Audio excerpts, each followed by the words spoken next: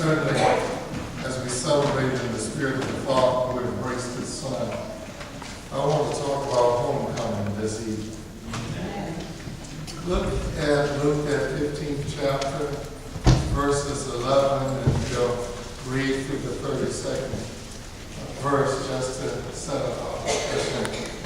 And he said there was a man who had two sons. And the younger of them said to his father, "Father, give me the share of property that falls to me." And he divided his living between them. Not many days later, the younger son gathered all he had and took his journey into a far country, and then he squandered his property in loose living. And when he had spent everything, he began to, it says, a great famine arose in that country, and he began to be in want. So he went and joined himself to one of the citizens of that country, who sent him into his fields to feed swine. And he would gladly have fed on the pods of the swine ate, and no one gave him anything. But when he came to himself, he said, "How many of my father's hired servants have bread enough and to spare, but I perish here with hunger? I will arise and go to my father, and I'll say to him, Father, I've sinned against heaven and before you. I'm no longer worthy to be called your son. Treat me as one of your hired servants." And he arose and came to his father. But while he was yet at a distance, his father saw him and had compassion. And he ran and embraced him and kissed him. And the son said to him, "Father, I've sinned against heaven and before you. I'm no longer worthy to be called your son." But the father said to his servants, "Bring quickly the best robe and put it on him. Put a ring on his hand and shoes on his feet. Bring the fatted calf and kill it, and let us eat and make merry. For this my son was dead, he's alive again. He was lost and is found." And they began to make merry. Now his eldest son was in the field. And as he came and drew near to the house, he heard music and dancing. And he called one of the servants and asked what this meant. And he said to him, "Your brother has come home. Your father has killed the fatted calf because he's received them safe and sound." But he, the older brother, was angry and refused to go in.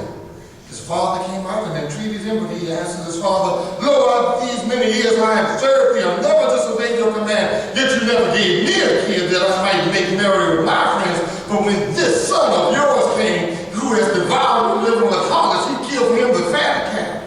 Said, "Son, you are always with me, and all that is mine is yours. It is fitting to make merry and be glad, for this your brother was dead, and he is alive. He is lost, and he is found." Give me some moments, if you will. A good 20 minutes to do. I want to talk about bring the fatted calf. Bring the fatted calf. Bring the fatted calf. Notice the father's response to his returning son. He requests that new clothes be placed upon the son. Certainly the son needed such, and the robe and the shoes represented the restored status of the son. Moreover, he requested that a ring, a symbol of identity, be placed on the son's hand, reflecting the son's reinstatement in the family. Lastly, the father requested that the fatted calf be brought. This is the calf that was probably saved for sacrificial purposes as a gift to God and for special occasions. See the subtlety. The father requested that the fatted calf be sacrificed on the occasion of his son returning to and being reinstated within the family. Now, why did you come? What have you come to celebrate? Did you come just to get what you want? Maybe to eat, to fatten yourselves, or to have a good time indulging? Maybe then you didn't come for revival or homecoming. You see, revival is a form of homecoming. The celebration of the family of the Father for and with those who have returned and have been reinstated in the kingdom of God. Homecoming involves sacrifice. To bring the fatted calf and kill it. Let us eat and be made merry, for this my son was dead and is alive again. He was lost and he is found. The fatted calf, the one that was saved for worship, is slaughtered for the sake of celebrating the salvation of a soul. The Father does not withhold anything that is special. The robe and the shoes, the ring and the fatted calf. The best that will be saved for last is given upon return of a member of the family whom the Father treasures. His younger son, the one who lived in the shadow of the older boy, the one who sought to claim his identity within the family, the one who needed to prove his manhood, returns home with his tail tucked, having failed, having succumbed to the temptations of the world, having wasted the treasures that the Father had entrusted in him. Upon his return, the Father beckons his servants to make a sacrifice, reflecting the Father in heaven in relation to his worldly children who have run away but returned. Here, sacrifice in homecoming marks the inconvenience of grace, whereby sinners are forgiven. There's a cost involved in forgiving. That is absolved when reconciliation occurs. He tells his Father, I've sinned against heaven and before you, I'm no longer worthy to be called your child. But the Father says, bring the fatted calf and kill it. Let us eat and make merry, for this my son was dead. He's alive again. He was lost, but now he is found. Homecoming involves sensitivity. The fatted calf, the one that was saved for worship, is slaughtered for the sake of celebrating the salvation of somebody else. The Father disperses the best for the benefit of someone who does not deserve such.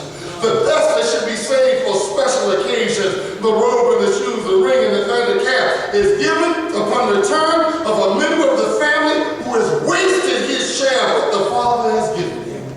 This celebration is for the son who broke the Father's heart, the son who got on the Father's last nerve, the son who did everything that the Father did not want, the son who brought the family name down, the son who under the intoxication of smelling himself went out and did everything wrong that he was big enough to do. Yet the Father forgivingly re-embraced him. Yet the Father erased all the death that his younger son had incurred. Yet the Father evidently, internally, silently felt for his son what the son had undergone, sensed what the son had experienced, and agonized over what his son had done, and then remembered what it was like when he was young, and forgave his son. Reflecting the Father in heaven in relation to his worldly children who run away but return.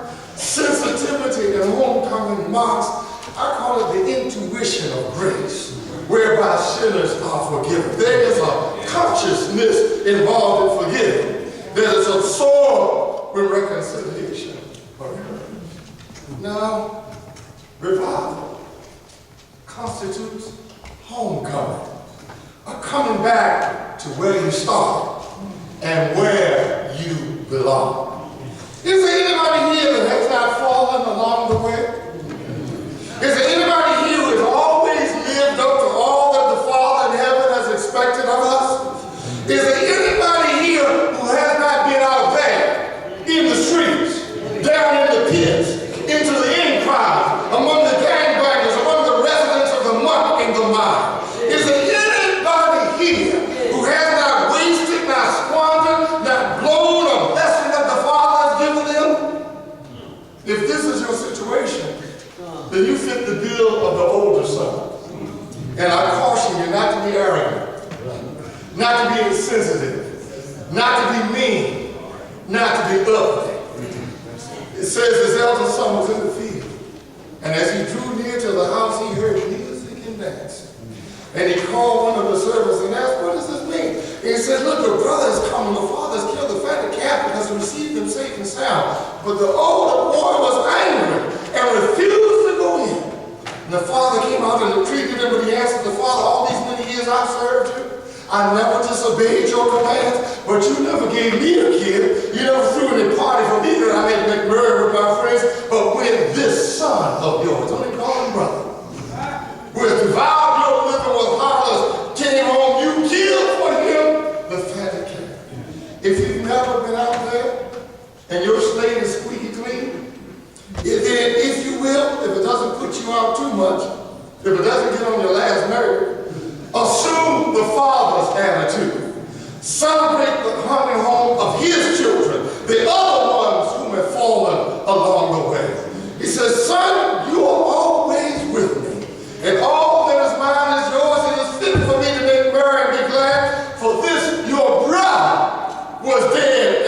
is alive. He was lost, but now is found. Oh, it's a sad scenario when saints act funny, when sinners come into the sanctuary.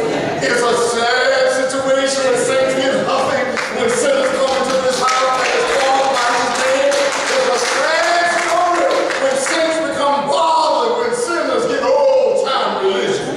Let me make a plea in Jesus' name for God's wayward children. If there's any sinners out there who have sin scars on them, if there's anybody in here who has some sin stains on them, if there's anybody here who reeks of sin, drugs, alcohol, low life, high life, I want you to know that you are not alone. You ain't alone. There's some saints in here who back in the day, when they didn't know the Lord and the pardon of their sin, they could whip you good and anything you wanted. There are some saints in here who back in their BC days could outdo you in anything you wanted to try. But the Lord in his mercy, the Lord in his goodness, the Lord in his amazing grace, picked them up out of the muck and them out of the clay. He cleaned them up with the blood of the Lamb, and he slapped their feet on the rock of salvation, and their soul was out of fire. Don't you get funny with me. The Lord is good. His mercy is everlasting. His truth endureth to all generations. In fact, the Father so loved us so much that he sent his Son to seek us out, to find us who are lost, that we may come to his saving goodness. If there's anyone in Christ, then he ought to be a new creation. The old should have passed away, and the new should have come. And all of this is from God, who through Christ reconciled us to himself and gave us the ministry of reconciliation. That is, God was in Christ, reconciling the world to him, and not counting our trespasses against him. We are ambassadors for Christ. God is making his appeal for us. So I beg you, be reconciled to God. Do the ministry that God has assigned our hand. If you look, I just want to celebrate what the Lord has done for me. When I was out there, maybe not as far as many of you, when I got out in the midst of the mess of life, when I got hemmed in by Satan on one side and sin on another, this poor soul called on the Lord, and he pitied and heard my every cry. He came downtown and visited the projects. He went down on the block. He stopped by the corners. He checked out the juke joints to see about me. He didn't rehearse my sins. He didn't recite my transgressions. He didn't recall my fault. But he touched my heart so I could feel right. He changed my mind so that I could think right. He healed my soul so that I could live right. What a wonderful thing. If my life has been wrong since Jesus came into my heart, I have life in my soul, for as long I have sought since Jesus came into my heart. Oh, since Jesus came into my heart. Since Jesus came into my heart.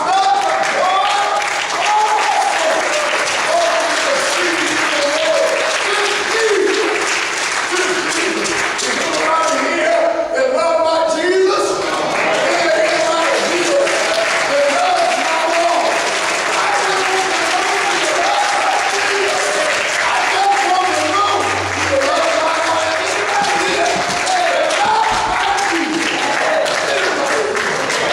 Love my Lord. I just want to know. Do you love my Jesus?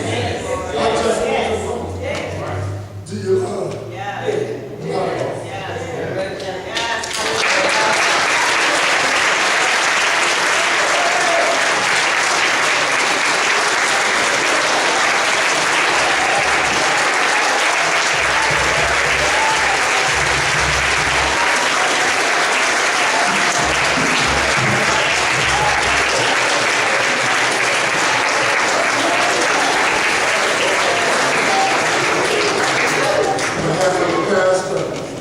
The officers, the members, the staff, the saints that are here. If you're out there and been out there, if you reek of sin, if there's sin stains on your soul, just want you to know that God specializes. God can clean you up. He The Father is watching and waiting for justice for you to turn to him now. Doors of the church are open. Whosoever will. Whosoever will. Just want you to know that every saint is a sinner that's been saved. Doors of this church are open. Whosoever will. We welcome you to come. You're in the offer still stands. The doors of the church are open. Come and give yourself to the Father. Whosoever will. Whosoever will. Glory. There's still salvation in his name. Doors of his church are open. Oh, we welcome you. We welcome you. Whosoever will. As it requires us. Yes, there should be joy.